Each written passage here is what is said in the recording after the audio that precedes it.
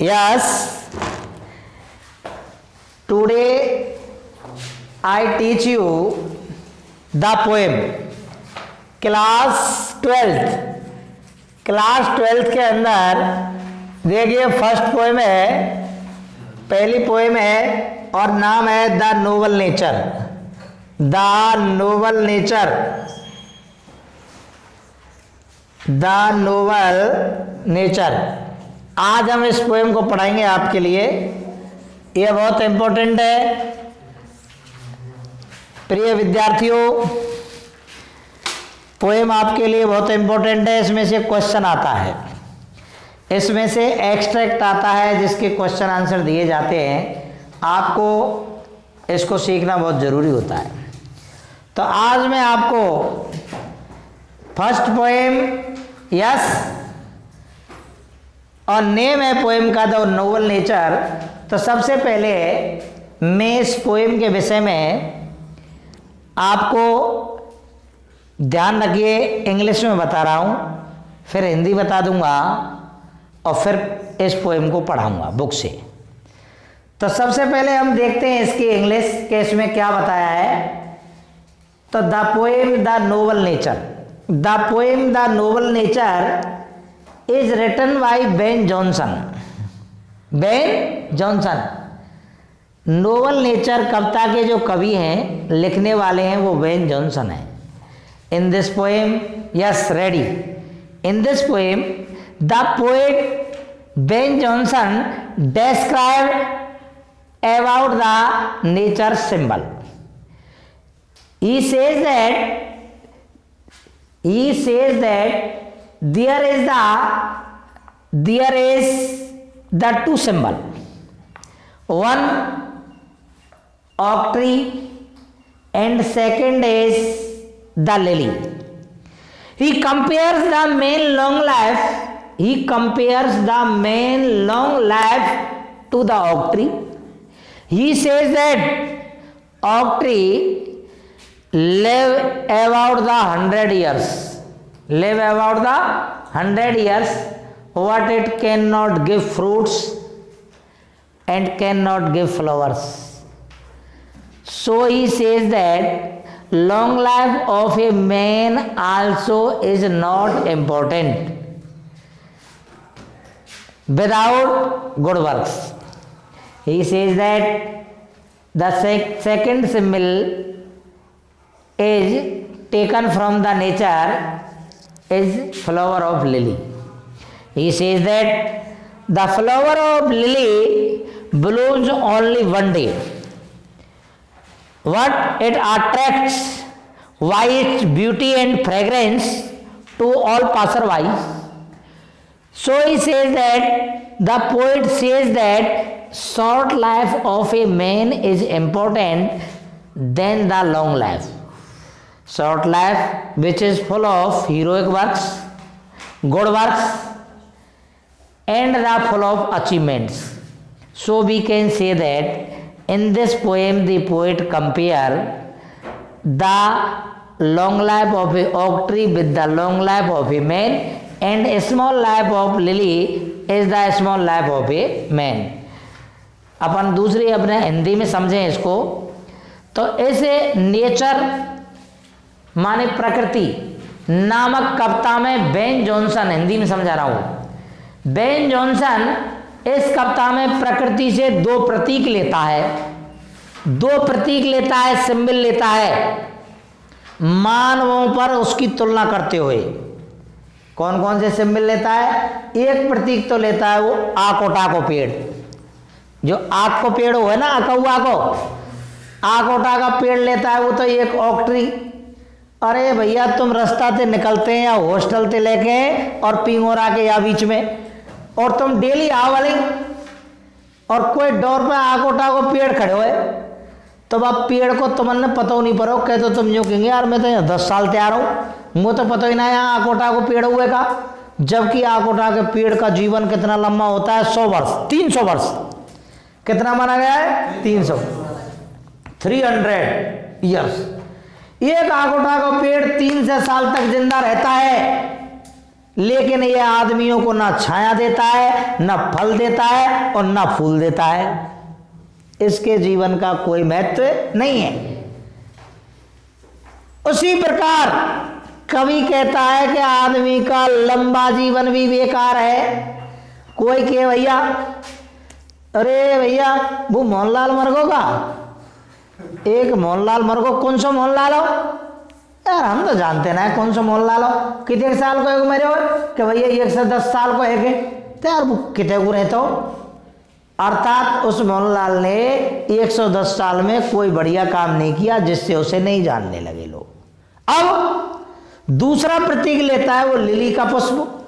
Lily का पुष्प ऐसा होता है बालकों कि लिली का पुष्प जिस रास्ते पर खिल रहा हो वहां से गुजरने वाला उसको बिना देखे नहीं जा सकता।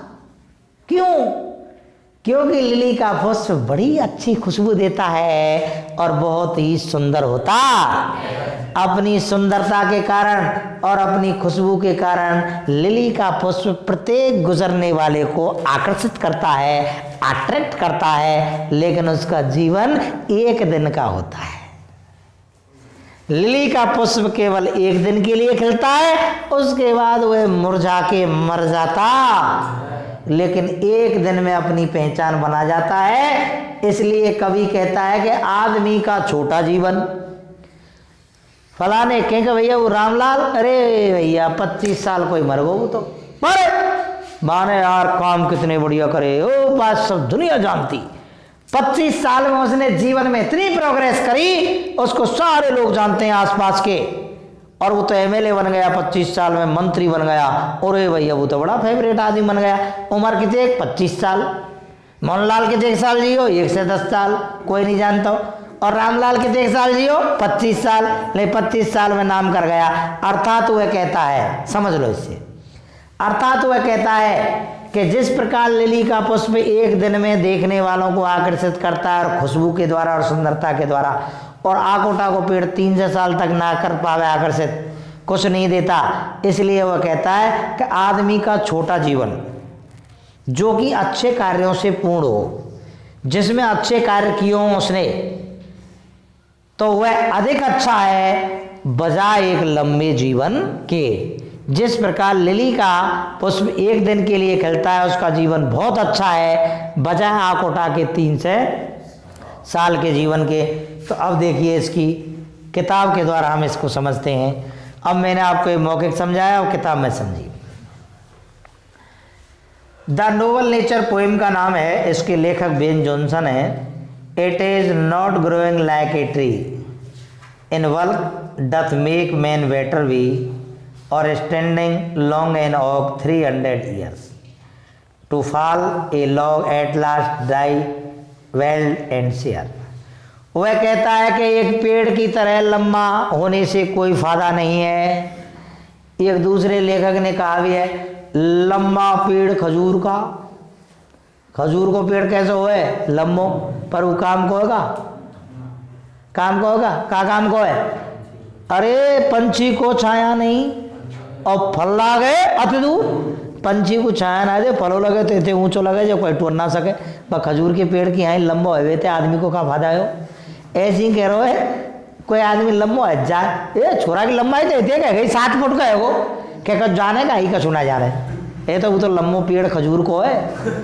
अब कोई आदमी लंबे जीवन जिए तो यही कह रहा है कि अधिक उम्र तक जीवित रहना, एक पेड़ की तरह ग्रो करना, वृद्धि को प्राप्त करना, इन वल्क माने बेकार में, इन वल्क माने होता है बेकार में, मेक मैन बेटर भी, ये आदमी को अधिक अच्छा बना देता है, और स्टैंडिंग लॉन्ग एंड ऑक, एक आकोटा के पेड़ की तरह खड़ा रहना, स्टैंडिंग माने खड़ा रहना, ऑक माने आकोटा, आकोटा के पेड़ की तरह लंबे समय तक खड़ा रहना। कितने समय तक?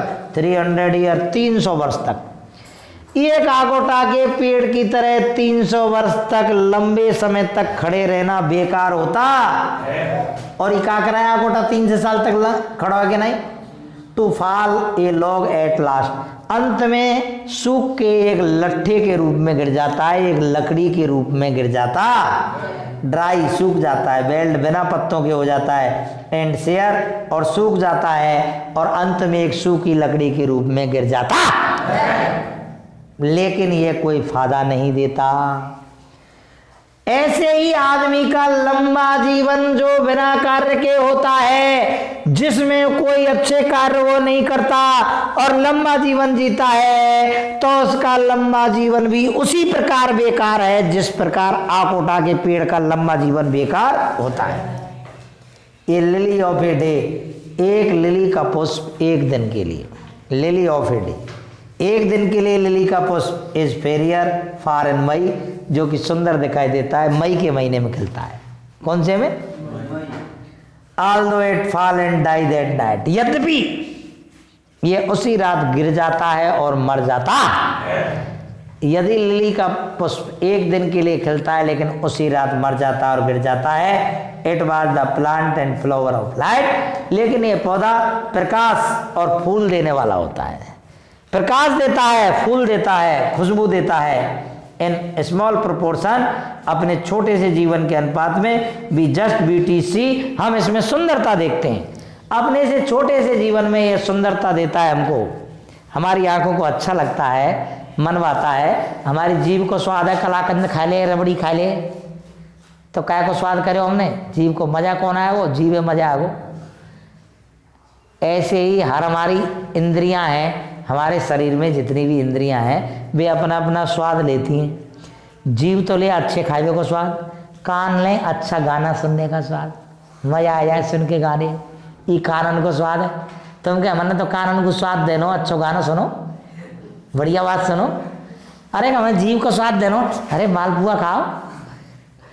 अब तुमने देखना हमने आंखन को सुख देनो, अरे अच्छी सुंदर चीज देखो। एक तो आपने सुंदर चीज देखी, सुंदर बिल्डिंग, सुंदर फूल, सुंदर पुष्प, एक आप टट्टी देखो, तुम देखेंगे यार का। तो सुंदर चीज देखने में आंखों को सुख मिलता है, नाक को सुख मिलता है खुशबू सूंघने में, एक तो खुशबू सूंघे और एक भैया बदबू सूंघे, तो ये अपना अपना सुख होता है इंद्रियों का बालकों। तो यहाँ हम देख रहे हैं कि वो कह रहा है कि लिली का पुष्प एक दिन में ही अपनी सुंदरता बिखेर देता है, सुंदरता के कारण इसको आकर्षित लोग होते हैं इसकी तरफ, चाहे एक दिन खिले पर अगला एक ही दिन में सुंदरता की वजह से आकर्षित कर लेता है और इसमें से खुशबू आती है। किसमें से? लिली के पुष्प में से। वह कह रहा है just BTC in small proportion be just BTC, हम छोटे से अनुपात में सुंदरता देखते हैं, एंड इन शॉर्ट मेजर, और इस छोटे से मापन में लाइफ में परफेक्ट भी, जीवन पूर्ण हो सकता है। आदमी का छोटा जीवन को पूर्ण कहा जा सकता है। प्रश्न आता है आदमी के जीवन को पूर्ण जीवन कब कहा जाता है? तो उत्तर है कि यदि किसी व्यक्ति